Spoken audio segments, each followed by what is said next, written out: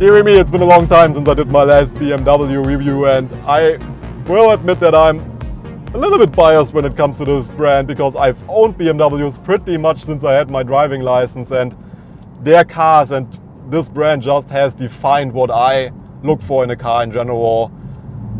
Coming to think of it, even most girls that I've dated have driven BMWs, which is funny. But there's one reason for that, I guess. It's not that this acronym that we like to use here brings me women, BMW, makes sense. It's the seat heaters. BMW always had the fastest seat heaters. Let's see if that's still true, actually. And I think women really like that. But the M4 is a car that many of you wanted to see on my channel. You have asked me about this car basically ever since it came out. So I'm very, very excited that BMW is finally giving me the chance to drive it here. And to spend actually 2 weeks in this car is great. But oops. Before I'm boiling some eggs here, let's go on a good drive and see what the M4 feels like on the roads where I've tested so many other cars. I couldn't be more excited about this one here.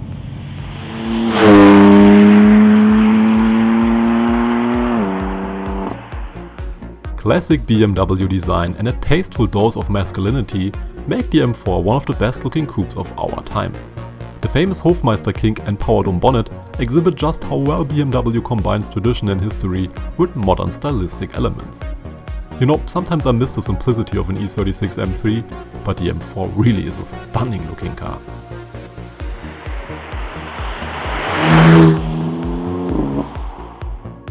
BMW has gone from a 4-cylinder engine actually in the very first M3 to their classic inline 6s in the E36 and E46 M3 to a naturally aspirated V8 in the predecessor of this M4, and now we're back finally driving inline 6s, which are turbocharged in the M3 and M4. And if you wonder why that's something that excites me, I have to say, growing up here in Germany, having a 6-cylinder BMW always was quite a statement for people, and the one word that German people like to use to describe these 6-cylinder engines from BMW that you always hear is actually silky. And silky perfectly describes what a 6-cylinder engine from BMW feels like. They just feel really, really refined, and they rev so smoothly over the whole rev range. It's something that, yeah, defines the classic BMW engine for me. And having all this performance, we will talk about that a little bit later on here, is very exciting. But I have to say, personally, I wouldn't miss a V8 in this car. I just love this classic BMW layout, and the classic sound actually that you get from a 6-cylinder BMW engine is also something very unique that I like. Of course, they are now using a few tricks here to make this car sound better. They channel some of the induction noise in here using the speakers and whatnot. But the exhaust of this car is also pretty loud, and I have to say, to me it sounds much, much better in person than what you might see on video.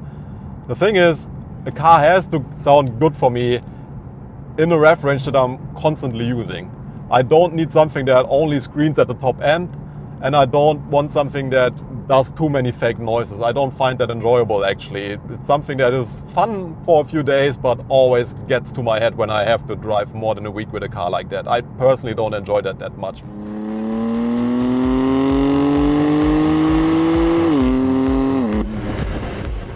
Weight saving played a huge part in the M4's development, just as much as enhanced aerodynamics using BMW's air curtain design and even the famous M intakes on the front fenders to reduce turbulences on the front axle in favor of better steering characteristics.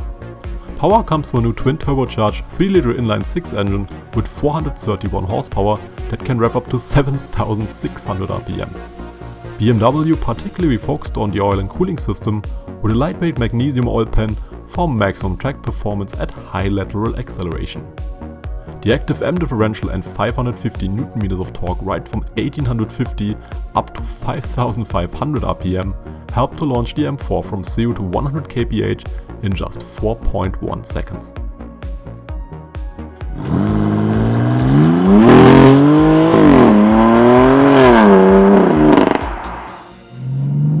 So what about the performance? Well, the first thing that you notice is the torque from this motor and how responsive it is from 1500 rpm basically.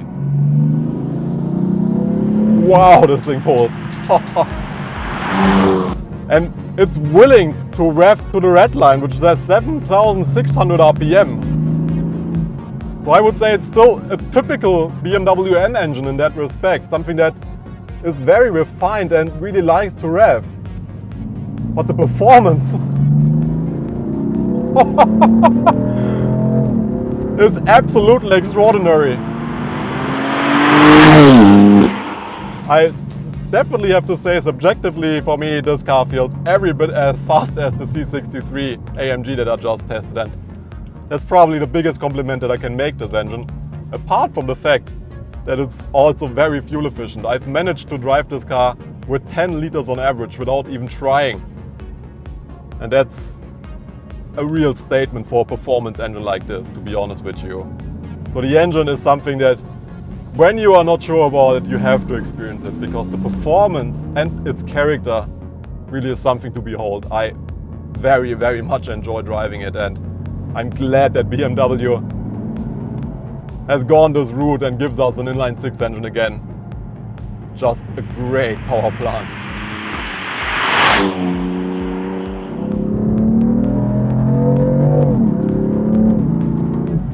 So by now you guys will have noticed that I'm not shifting gears myself. I'm driving a car with the optional 7-speed DCT dual clutch transmission from BMW. And I have to say, of course, I tried getting a manual, like I always do, but my press contact at BMW basically talked me out of that with full confidence, saying that they are pretty sure that I'm going to like this. So it's interesting and actually fair enough, because they sell most of these cars with this transmission here. This 7-speed dual clutch has an interesting system that BMW calls Drive Logic that gives you the chance to set up the speed of this dual clutch system in 3 different stages actually.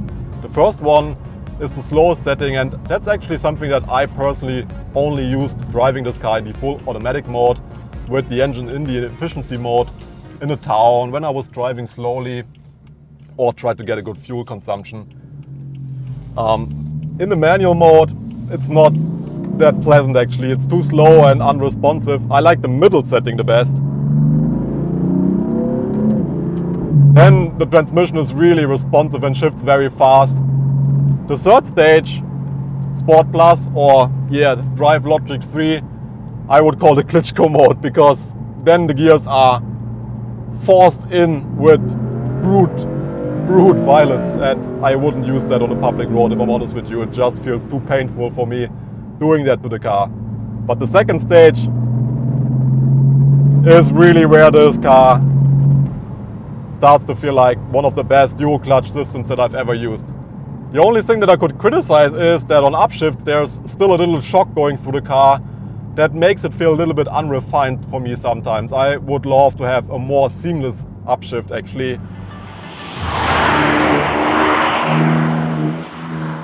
I mean, put everything into the sport mode in the middle setting, and the M4 is at its absolute best on a back road. The balance and the control of this chassis is just extraordinary.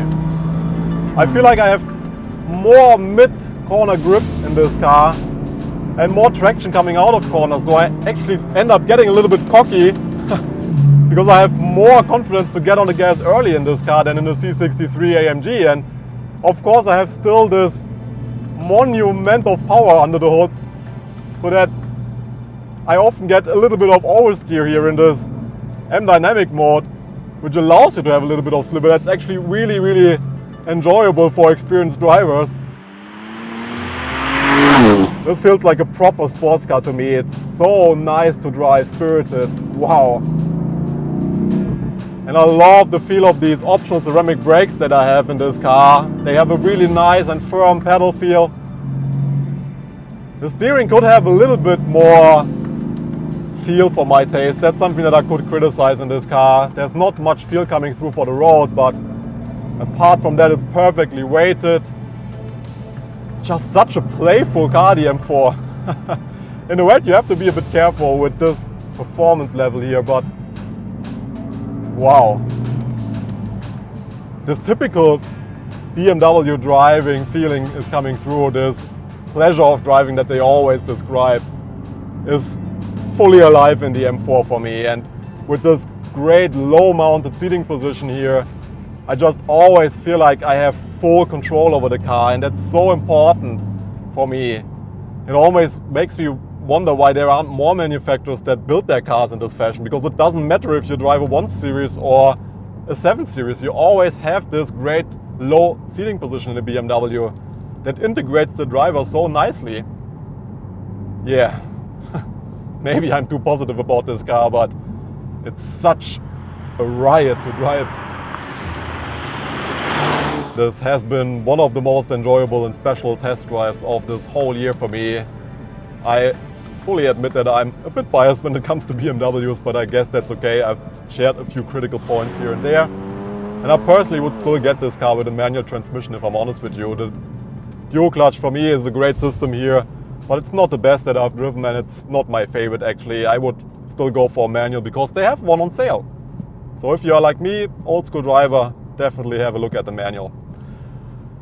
Personally, I switched from a 3 Series to a 1 Series because I wanted something that feels a little bit small and more agile on the roads. And that's the thing that does start my brain when I think about it. Driving the M4 here, I was really surprised how agile it feels, and the performance in corners is mind-blowing. And still, I'm really curious to see the new BMW M2 coming out next year. If they make that with a manual transmission, it could be one of the most enjoyable cars we've seen in the last 5 years. I'm pretty sure about that. So hopefully you enjoyed this review and will let me know in the comments below, so I get the chance to drive more BMWs in the future maybe. And yeah, until then, I see you in one of my next videos, guys, because this has not been the last one that I'm shooting this year. There should be a little bit more content coming for you, so stay tuned. Tell me what you think about the M4, and I see you in the next video. Take care.